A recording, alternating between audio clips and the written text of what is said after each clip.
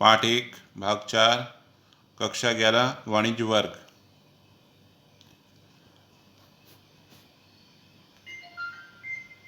लेखांकन एवं लेखाकर्म में अंतर, difference between accounting and accountancy.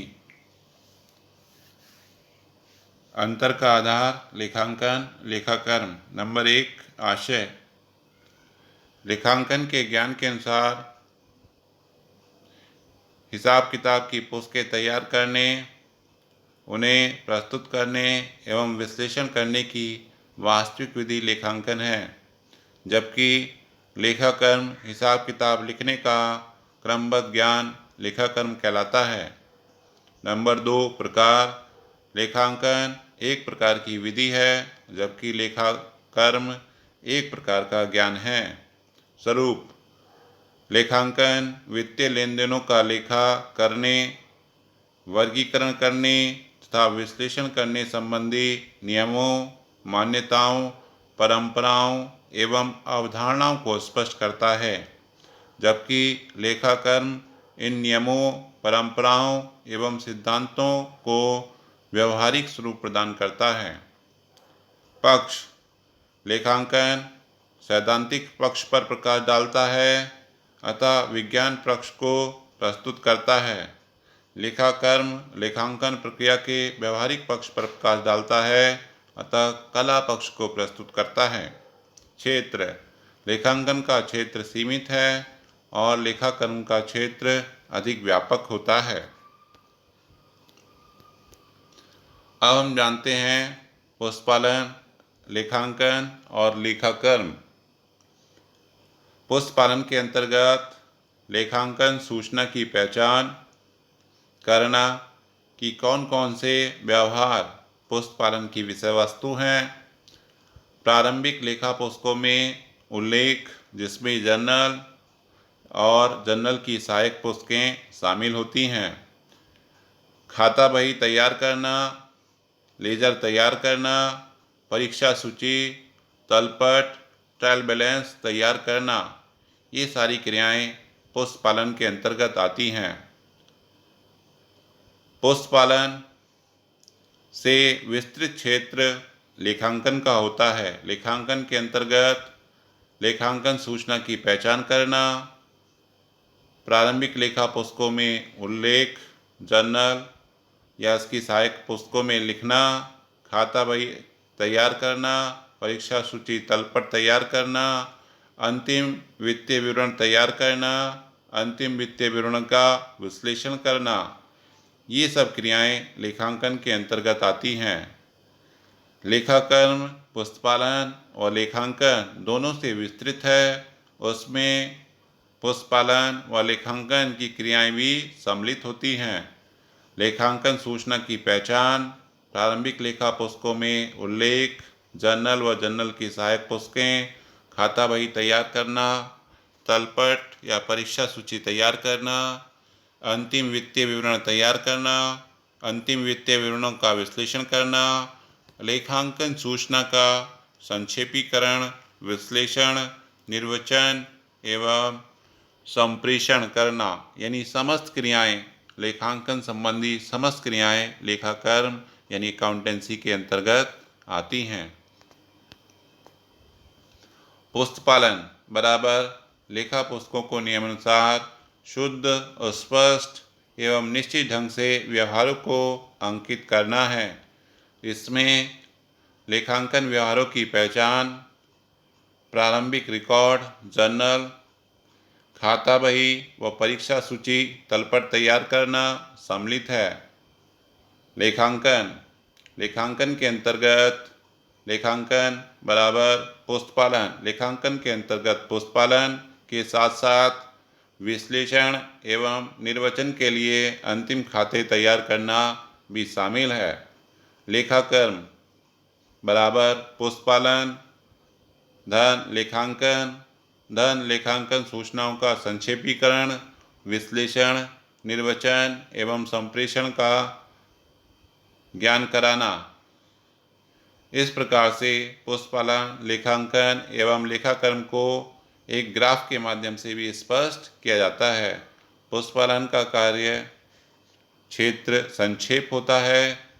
लेखांकन के अंतर्गत, अकाउंटिंग के अंतर्गत पुष्पालन और लेखांकन दोनों आता है, और लेखाकर्म के अंतर्गत पुष्पालन, लेखांकन और लेखाकर्म की क्रियाएं आती हैं। इस प्रकार से पुष्पालन सीमित, लेखांकन मध्यम और लेखाकर्म विस्तृत कार्य क्षेत्र रखता है। लेखांकन कला है या विज्ञान?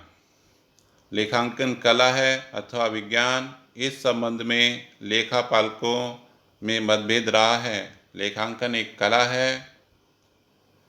कला या कलाकार निश्चित उद्देश्यों की प्राप्ति के लिए किसी क्रिया या कार्य को करने का व्यवस्थित एवं सर्वोत्तम ढंग है, जिससे निर्धारित उद्देश्य की प्राप्ति आसानी से की जा सके। इस आधार पर यह कहा जा सकता है कि लेखांकन एक कला है।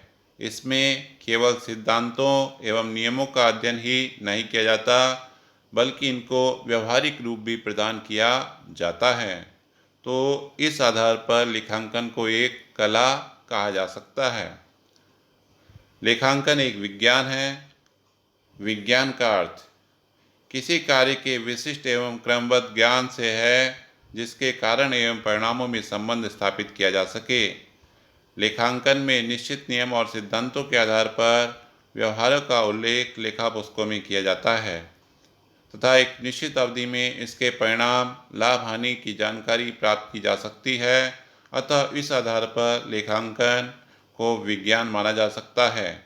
किंतु जो प्राकृतिक विज्ञान है, उनकी भांति लेखांकन के सिद्धांत में दृढ़ता एवं सर्वमान्यता का अभाव है। लेखांकन में व्यवहार का उल्लेख नियम अनुसार क्रमबद्ध एवं व्यवस्थित होता है तथा अपने सिद्धांतों को व्यवहार में लाना भी सिखाया जाता है। अतः इसे विज्ञान एवं कला दोनों माना जा सकता है। और स्टूडेंट्स, अब हम जानते हैं लेखांकन के उद्देश्य। नंबर 1, व्यावसायिक व्यवहारों का लेखा पुस्तकों में अंकित करना। लेखांकन का मुख्य उद्देश्य वित्तीय प्रकृति के व्यवहारों को मौद्रिक रूप में लेखा पुस्तकों में उपयुक्त शीर्षकों में अंकित करना है, ताकि एक निश्चित अवधि के पश्चात वित्तीय परिणामों की जानकारी आसानी से प्राप्त की जा सके। इसके लिए सभी लेन देनों को पहले पंजी या जर्नल में लिखकर इसकी खाता बही में खतौनी की जाती है। नंबर 2, लाभ हानि का ज्ञान। लेखांकन का उद्देश्य एक निश्चित अवधि में व्यावसायिक क्रियाओं से होने वाले लाभ हानि की जानकारी प्राप्त करना भी है। यह जानकारी व्यापार एवं लाभ हानि खाता तैयार करके प्राप्त की जा सकती है। नंबर 3, पूंजी का ज्ञान। लेखांकन व्यवसाय के स्वामी को उसके द्वारा लगाई गई पूंजी से अवगत कराता है।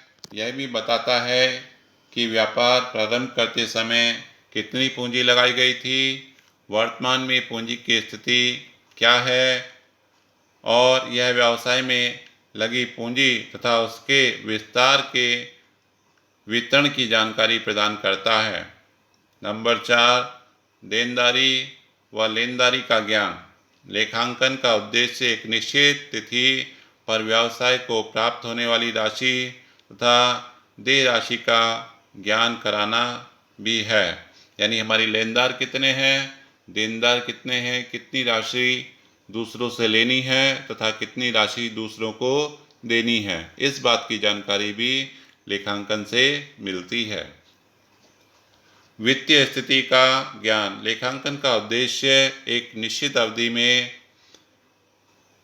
अंतिम दिन वित्तीय स्थिति का ज्ञान कराना है।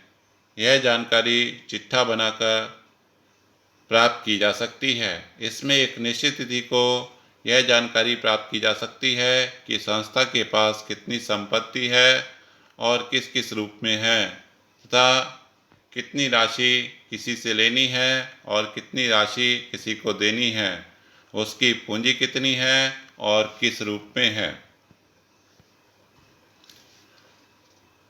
नंबर 6, विक्रय एवं शेष का ज्ञान। लेखांकन का उद्देश्य एक निश्चित अवधि में खरीदे गए, लौटाए गए, बेचे गए, ग्राहकों को वापस किए गए तथा शेष माल की सूचना प्रदान करना भी है कि भाई एक निश्चित अवधि में हमने कितना माल बेचा, कितना खरीदा, कितना स्टॉक में हमारे पास है, कितना ग्राहकों ने माल वापस लौटाया है। ये समस्त जानकारी लेखांकन से मिलती है।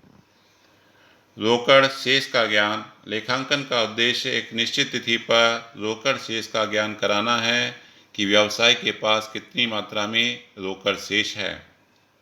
बही खातों की सहायता से हम इस बात की जानकारी आसानी से प्राप्त कर सकते हैं कि किन किन व्यक्तियों तथा संस्थाओं को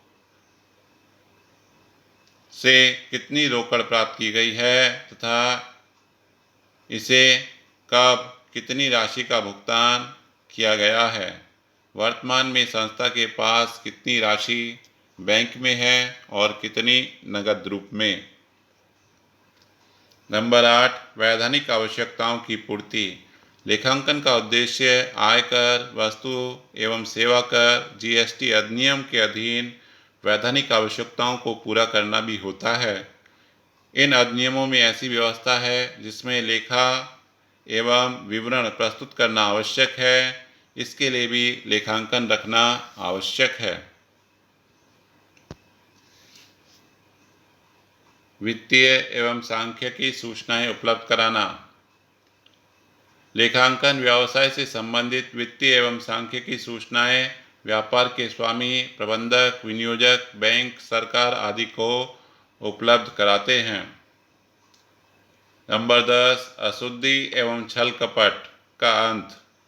लेखांकन का उद्देश्य लेखा पुस्तकों को एकदम सही ढंग से रखना है ताकि अशुद्धि, छल कपट का आसानी से पता लगाया जा सके और उन्हें दूर करने के लिए उचित कदम उठाए जा सकें।